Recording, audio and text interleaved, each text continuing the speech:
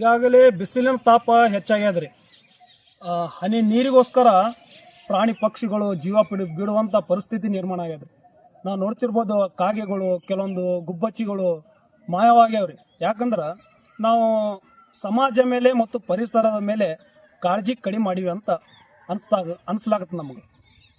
ನಾವು ಪ್ರಯತ್ನ ಏನು ಮಾಡ್ಬೇಕಂದ್ರೆ ಪರಿಸರ ಆಗಲಿ, ಪ್ರಾಣಿ ಪಕ್ಷಿಗಳಾಗಲಿ ಉಳಿಸುವಂಥ ಕೆಲಸ ನಾವು ಮಾಡಬೇಕು. ನಾವು ಈಗಾಗಲೇ ನಮ್ಮ ಮನೆಯ ಅಕ್ಕಪಕ್ಕದಲ್ಲಿ ವೇಸ್ಟ್ ಬಾಟ್ಲಿಯಿಂದ ನೀರು ತುಂಬಿಸಿ ಪ್ರಾಣಿ ಪಕ್ಷಿಗಳಿಗೆ ಜೀವ ಉಳಿಸುವಂಥ ಪ್ರಯತ್ನ ಮಾಡ್ತಾ ಇದ್ದೀನಿ. ಆಹಾರ ಧಾನ್ಯಗಳನ್ನು ಹಾಕಿ ಪ್ರಾಣಿ ಪಕ್ಷಿಗಳಿಗೆ ಮರಕ್ಕೆ ಕಟ್ಟಲಾಗಿದೆ. ನಿಮಗೆ ಎಲ್ಲರಿಗೂ ಹೇಳೋದು ಒಂದೇ ವಿನಂತಿ ಏನಂದ್ರೆ, ಸಮಾಜ ನಮಗೇನು ಮಾಡುತ್ತೋ ಅನ್ನೋದಕ್ಕಿಂತ ಸಮಾಜಕ್ಕೆ ನಾವೇನು ಮಾಡಿವಿ ಅನ್ನೋದು ಬಹಳ ಮುಖ್ಯವಾಗುತ್ತೆ. ಅದೇ ರೀತಿ ನಾವು ಪ್ರತಿಯೊಂದರಲ್ಲಿ ಪರಿಸರದ ಕಾಳಜಿಯಾಗಲಿ, ಒಂದು ಪ್ರಾಣಿ ಪಕ್ಷಿಗಳಾಗಲಿ, ನಾವೇ ನಮಗೆ ಬಾಯಾರಿಕೆ ಆದರೆ, ನಮಗೆ ಸಂಕಟ ಆದರೆ ಬೇರೆಯವರಿಗೆ ಹೇಳ್ಬೋದು. ಆದರೆ ಪ್ರಾಣಿ ಪಕ್ಷಿಗಳಿಗೆ ಮೂಕ ಪ್ರಾಣಿಗಳು, ಯಾರ ಮುಂದೆ ಹೇಳಬೇಕು ಅವು ಅಳಲು ಹೇಳಿ.